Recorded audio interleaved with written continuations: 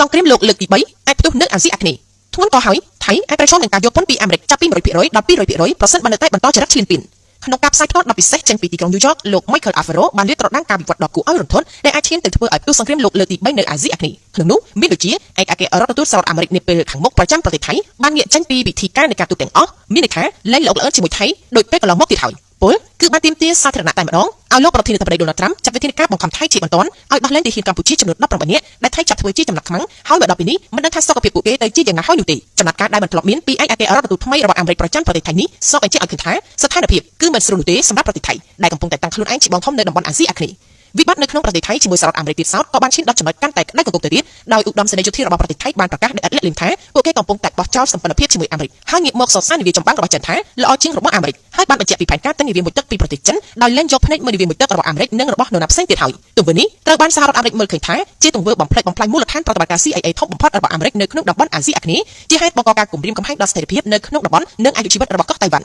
់តែនិយាយនៅក្នុងវីដេអូ live ខណៈធ្វើដំណើរទៅជួបលោក Mark Bateman ទីប្រឹក្សាជាន់ខ្ពស់ផ្ដាច់មុខរយៈពេល25ឆ្នាំរបស់លោក Melania Trump ដែលត្រូវជាស្ត្រីទី1របស់សហរដ្ឋអាមេរិកនិងជាភរិយាដ៏ឧត្តមឧត្តមរបស់លោកប្រធានាធិបតី Donald Trump នោះលោក Michael Alfaro បានលាតត្រដាងខ្ទេចខ្ទីគ្មានសល់ពាក់ព័ន្ធទៅនឹងប្រទេសថៃក្នុងនោះមានដូចជាយោធាថៃកំពុងតែចល័តក្នុងគោលបំណងអាចធ្វើរដ្ឋប្រហារលើកទី17នៅក្នុងរយៈពេលត្រឹមតែ25ឆ្នាំនិងបានធ្វើទង្វើឈ្លានពានតាំងខ្លួនឯងជាបងធំនៅតាមព្រំដែននៃប្រទេសជិតខាងជាហេតុធ្វើឲ្យបណ្ដាប្រទេសជិតខាងនានាចាត់វិធានការឆ្លើយតបវិញដើម្បីការពារខ្លួនក្នុងនោះក្រៅពីកម្ពុជាប្រទេសមីយ៉ាន់ម៉ាក៏បានបិទព្រំដែនទាំងអស់របស់ខ្លួនហើយដែរហើយក៏បានដាក់ពង្រាយដ្រូនយោធាទុកចាំការពារខ្លួនរួចជាស្រេចទៀតផងងាកទៅមើលប្រទេសវៀតណាមឥឡូវនេះកំពុងតែពិចារណាដាក់ពង្រាយកងទ័ពដើម្បីទប់ទល់នឹងចរិតឈ្លានពានតាំងខ្លួនឯងជាបងធំរបស់ប្រទេសថៃផងដែរខណៈប្រទេសឡាវក៏បានត្រៀមខ្លួនគ្រប់ពេលវេលាមិនសប្បាយអរជាមួយនឹងចរិតជាបងធំរបស់ប្រទេសថៃនោះឡើយខណៈថៃបង្ហាញទង្វើឈ្លានពានកាន់តែកក្លឿនទៅនឹងមើលឃើញស្ថានភាពនៅតំបន់អាស៊ីអាគ្នេយ៍កាន់តែវឹកវរលោក Michael Alfaro ប្រមានថាអាចនឹងឈានទៅផ្ទុះសង្គ្រាមលោកលើកទី3នៅតំបន់នេះប្រសិនបើគ្មានបុគ្គលមានអំណាចចេញមកទប់ស្កាត់បានទាន់ពេលទេនោះស្រាប់តែព្រះសង្ឃប្រមាណ70000អង្គបានចេញមករួបរวมគ្នាប្រកាសគាំទ្រលោកប្រធានាធិបតី Donald Trump ដើម្បីឲ្យជួយរកសន្តិភាពជូនប្រទេសទន្ខ្សោយដែលកំពុងតែរងគ្រោះពីប្រទេសដែលមានចរិតឈ្លានពានសម្ដេចសង្ឃមួយអង្គមានសង្ឃដីកាលាតត្រដាងប្រាប់លោក Michael Alfaro ថាពេលលោកប្រធានាធិបតី Donald Trump ត្រូវបានគេលុបបាញ់ធ្វើឃាតព្រះអង្គបានប្រកាសភ្លាមៗឲ្យព្រះសង្ឃទាំង70000អង្គជួយបួងសួងបន់ស្រន់ឲ្យលោកប្រធានាធិបតី Donald Trump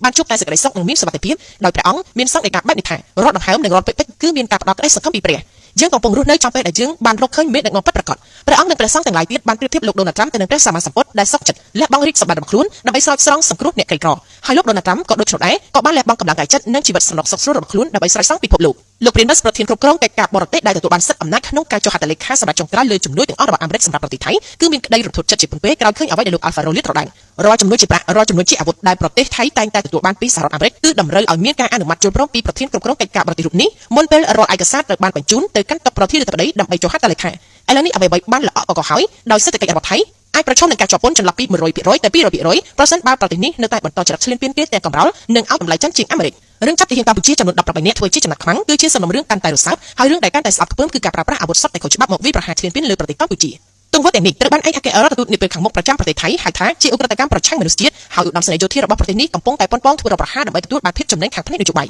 ការថ្កោលទោសជាសាធារណៈរបស់បេក្ខជនឯកអគ្គរដ្ឋទូតប្រចាំប្រទេសថៃដែលត្រូវបានតែងតាំងដោយក្រសួងការបរទេសសហរដ្ឋអាមេរិកនេះគឺបង្ហាញឲ្យឃើញពីការប្រែប្រួលពិធីការនៃការទូតទាំងអស់របស់អាមេរិកចំពោះប្រទេសថៃការប្រមានខាងលើរបស់លោក Michael Alfaro គឺជាការប្រមានដ៏ស្រួចស្រាវដែលមានន័យថាប្រសិនបើទំនាក់ទំនងនេះបែកខ្ញែកកោះតៃវ៉ាន់គឺលោកហ៊ានធានាថានឹងត្រូវបានឈ្លានពានយ៉ាងយូរត្រឹមតែ1ឆ្នាំទៀតប៉ុណ្ណោះការបាត់បង់ប្រទេសថៃក្នុងនាមជាមូលដ្ឋានយោធាដ៏សំខាន់ប្រចាំតំបន់អាស៊ីអាគ្នេយ៍របស់សហរដ្ឋអាមេរិកគឺនឹងបង្កផលលំបាកកាន់តែខ្លាំងដល់សមត្ថភាពរបស់សហរដ្ឋអាមេរិកនៅក្នុងការការពារកោះតៃវ៉ាន់ហើយឥឡូវនេះចិនកំពុងតែធ្វើតេស្តសមត្ថភាពដោះស្រាយបញ្ហារបស់លោក Donald Trump តាមរយៈយកប្រទេសថៃជាកូនអុករបស់ពួកគេដែលរងចាំមើលថាតើអាមេរិកនឹងឆ្លើយតបបានលឿនក្នុងកម្រិតណាចំពោះការឈ្លានពានរបស់ថៃលើប្រទេសជិតខាងជាពិសេសគឺប្រទេសកម្ពុជាសារទាមទាររបស់ឯកអគ្គរដ្ឋទូតអាមេរិកនាពេលខាងមុខប្រចាំប្រទេសថៃគឺអំពាវនាវឲ្យមានការពិចារណាឡើងវិញលើសង្គ្រាមពន្ធគយជាមួយថៃនិងទាមទារឲ្យមានការដោះលែងទាហានកម្ពុជាទាំង18នាក់មកវិញជាបន្ទាន់នាពេលកន្លងមកគ្មានឯកអគ្គរដ្ឋទូតដែលត្រូវបានតែងតាំងរូបណាចេញសេចក្តីថ្លែងការណ៍ជាសាធារណៈមុនពេលចូលកាន់តំណែងជាផ្លូវការនោះឡើយនេះបង្ហាញឲ្យឃើញយ៉ាងច្បាស់ថាស្ថិរភាពក្នុងតំបន់អាស៊ីអាគ្នេយ៍គឺប្រឈមទៅនឹងការធ្លាក់ចូលក្នុងមហន្តរាយដ៏ធ្ងន់ធ្ងរការរីកាដល់កន្លែងជាក់ស្ដែងរបស់លោក Michael Alfaro អំពីរឿងពិតដែលថៃឈ្លានពានមកលើកម្ពុជាគឺបានធ្វើឲ្យផ្ទុះការចាប់អារម្មណ៍ពេញសកលលោកការហាយក្បួនរបស់លោកជាមួយនឹងព្រះសង្ឃក៏បង្ហាញការគ្រប់គ្រងយ៉ាងពេញទំហឹងឲ្យលោកប្រធានាធិបតី Donald Trump ទទួលបានពានរង្វាន់ Nobel សន្តិភ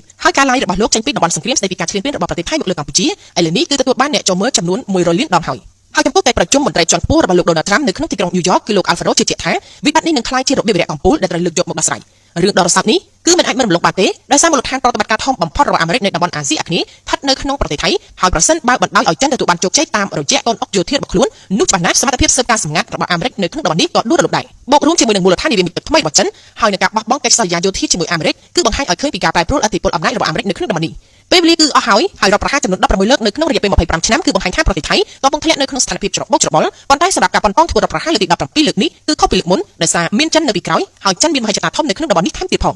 មីយ៉ាន់ម៉ាបានឆ្លើយតបជាមួយថៃដោយចាត់វិធានការជាបន្តរួចហើយវៀតណាមក៏ពិចារណាពង្រីកទ័ពដើម្បីទប់ទល់ចរិតបងធំរបស់ថៃទៅទៀតស្របពេលភាពតានតឹងនៅតាមបណ្ដោយព្រំដែនកម្ពុជាថៃនៅតែក្តៅគគុកនៅឡើយនោះគឺវាអាចបង្កើតស្ថានភាពទៅលើគែមជ្រោះមរណៈដែលអាចឈានទៅផ្ទុះសង្គ្រាមនៅក្នុងតំបន់ហើយមានតែការអន្តរាគមន៍ជាបន្ទាន់ពីសំណាក់លោកប្រធានាធិបតីដូណាល់ត្រាំទេដែលអាចរារាំងនៅអ្វីដែលលោក Alvaro បានប្រមានថាអាចនឹងក្លាយទៅជាសង្គ្រាមលោកលើកទី3នៅក្នុងតំបន់អាស៊ីអាគ្នេយ៍នាពេលដ៏ឆាប់នោះ